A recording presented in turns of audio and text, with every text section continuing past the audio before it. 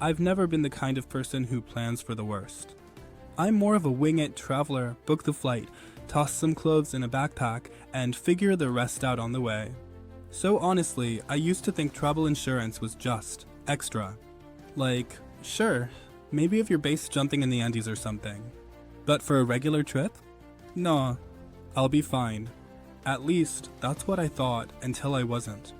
Last fall, I was in Lisbon. Beautiful city. Pastel buildings, trams climbing steep hills, and food that honestly made me want to cry a little from joy.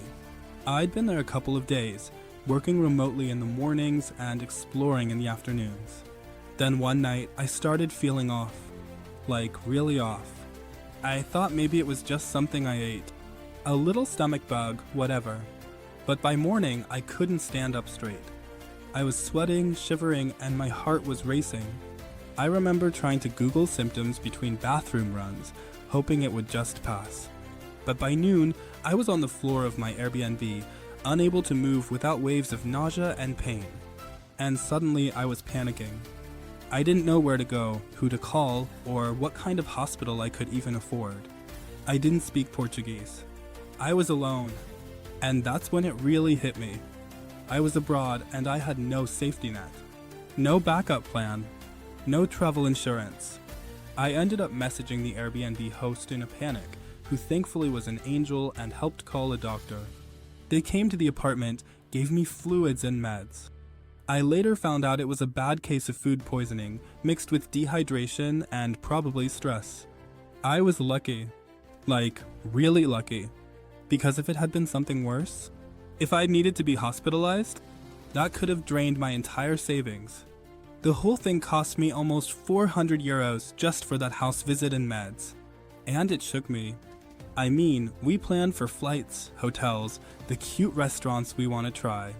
But we don't plan for the moments when things go sideways.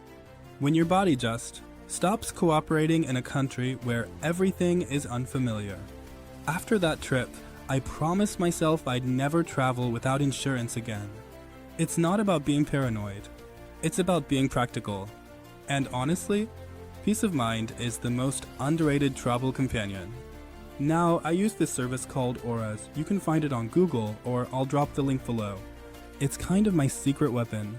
Super simple, super flexible, and way more affordable than I expected.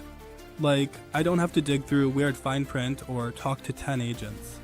It's just there when I need it. And when you've had that moment, alone in a foreign place, wondering if you should call an ambulance or try to sleep it off, you realize how huge that is. I'm not trying to preach, just sharing what I learned the hard way. You can't always control what happens on the road, but you can give yourself a soft place to land if it does. So yeah, that's why I'll never skip travel insurance again, and why Auras is always the first thing I sort out right after booking the flight.